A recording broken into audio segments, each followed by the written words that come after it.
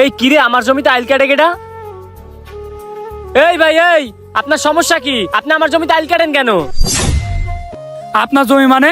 ভাই এটা তো আমাদের জমি, আপনার জমি হলো কবে থেকে? এই মেয়ে, এই পাগলামি করেন নাকি? আপনি কে? আপনারা তো এর আগে কখনো এই এলাকায় দেখি নাই, আর আপনি আজকে এসে বলেন এই জমি আপনার। ও ভাই, আসলে আপনি আমাকে চিনবেনও না, বুঝছেন? আমি 15 বছর পর বিদেশ থেকে বাড়িতে আইছি। আমি আব্দুল করিমের বড় ছেলে। কি করিম চাচার বড় ছেলে? করিম চাচার না একটা ছেলে?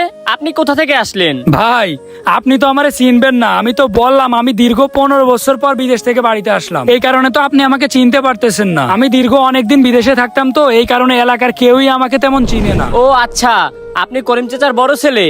আমি তো জানতাম তার একটাই ছেলে। আচ্ছা ভাই শোনেন, এই জমিটা আমি কয়েক বছর আগে আপনার ছোট ভাইয়ের কাছ থেকে কিনছি, তো এই জমির আর আইল কেটেন না আপনি। ভাই আপনি এই জমি কিনলেন কিভাবে? এই জমি তো আমি আমার বাপ দাদার সূত্রে পাইছি, আমার অনুমতি ছাড়া আপনি কিভাবে জমি কিনলেন? ভাই এত কিছু জানি না, আমি কয়েক বছর আগে এই জমিটা আপনার ছোট ভাইয়ের কাছ থেকে কিনছি। আর আমরা সবাই জানি তো এই জমি আপনার বাপের কাছ থেকে আপনার ছোট ভাই পাইছে। এই জমি যে আপনার, এটা তো আমরা কেউ জানি না। আরে ভাই আপনি কি সব উল্টাপাল্টা কথা বলতেছেন? আমার ছোট ভাই আমার কাছ থেকে অনুমতি না নিয়ে জমি কেন বিক্রি করবে? আর এই কাজও কখনোই করবে না। আচ্ছা আপনি দাঁড়ান, আমি দেখতেছি কি সব উল্টাপাল্টা কথা বলতেছে। দাঁড়া তো ভাইয়ের কাছে কল দিই, আমার জমি নাকি উনার। হ্যালো শুভ, কিরে কই রে তুই? আমি তো বাড়িতে আছি। কেন, কি হয়েছে?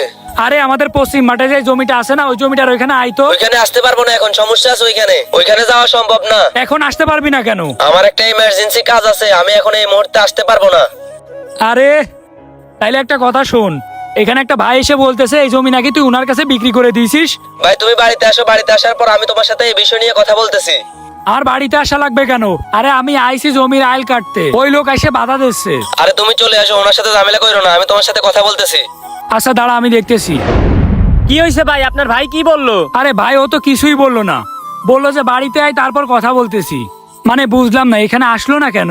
আরে ভাই বুঝলেন না, এই জমি তো আপনার ভাই আমার কাছে বিক্রি করছে। ও এখানে আসবে কেমনে? ও এখানে এসে কি বলবে বলেন? না রে, মাথায় খেলতেছে না। বিদেশে যাওয়ার পর আমি কতই না টাকা পাঠাইছি ওর জন্য, ও আমার জমিটা কি জন্য বিক্রি করলো? ওর বাড়ি করার জন্য টাকা দিলাম, ওর সংসার চালানোর জন্য টাকা দিলাম, নিজের হাত খরচের জন্য টাকা দিলাম, তারপরও আমার জমি কেন বিক্রি করলো? এই মিয়া তো ভাবেন কি আমার জমি ছেড়েন তাড়াতাড়ি। আইসে কোন জায়গা থেকে জানে আইসা আমার জমি দখল করে। আচ্ছা ভাই হয়েছে, আপনি এত উত্তেজিত হয়েন না, আমি দেখতেছি বাড়ি গিয়ে আমার ছোট ভাই কি বলে।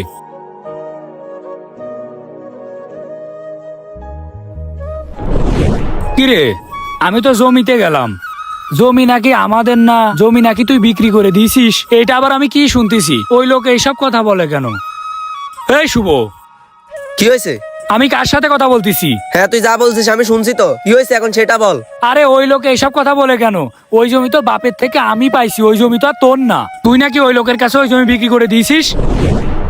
উফ, আসলে একটা কাজ করে ফেলছি রে। একটা কাজ করে ফেলছিস মানে?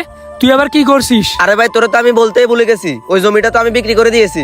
একটু টাকার দরকার ছিল তো, তাই বিক্রি করে দিয়েছি। তোর টাকার দরকার, তুই নিজের জমি বিক্রি করবি। তুই আমার জমি কেন বিক্রি করতে গেলি? বাপের কাছ থেকে ওই জমি তো আমি পাইছি, বাপের থেকে তুইও যেমন জমি পাইছিস আমিও তেমন পাইছি, আমরা দুইজনে তো সমান সমান পাইছি। তাইলে তুই আমার জমি বিক্রি করলি কেন? এই তোর জমি মানে, তোর জমি আর আমার জমি এক কথা না? তুই আমার বড় ভাই না, এজন্যই তো তোরটা বিক্রি করছি। হ, আমি তোর ভাই, আমার তাও যা তোর তাও তা। এই কথা বলে বলে তো আমার 15 বছরের ইনকাম দিয়ে তুই এত বড় একটা বাড়ি করে ফেলাইছিস, কিন্তু আমি কিছুই করতে পারিনি। আমি থাকি ভাঙা বাড়িতে। এই জমি তো শরিক হিসেবে তুইও যেমন পাস আমিও তেমন পাই, তাইলে তুই শরিকের জমি কেন মার দিয়ে দিবি? ভাই আমি তোর ভাই না? তোর যদি প্রয়োজন পড়ে তুই নিজেরটা বিক্রি করবি, আমারটারও তুই রক্ষা করবি, তা না তুই আমারটাই বিক্রি করলি। ওইখানে তো তোরও জমি ছিল, তুই নিজের জমি বিক্রি করলি না কেন? মানে আমি একটা জিনিস বুঝলাম না, তুই এরকম লাগাইছিস কেন? আমি তোর ভাই, তো তুই আমার ভাই না দুশ্মন? তুই বিদেশ থেকে কত টাকা কামাইছস, ওইগুলো এখন কি করছস? সামান্য তোর একটা জমি বিক্রি করছিস, তাই তুই আমার সাথে এরকম করা শুরু করছিস কেন? তুই চাইলে তো এরকম জমি 50টা কিনতে পারিস। হ্যাঁ, বিদেশে গেলেই তো সব টাকার মেশিন হয়ে যায়, তাই না? এইটা মনে করিস তোরা আমি টাকার খনি? আরে হ্যাঁ ভাই, আমি এত বড় বাড়ি করেছি, তাতে কি হয়েছে? আমার বাড়ি যা তোর বাড়িও তো তা।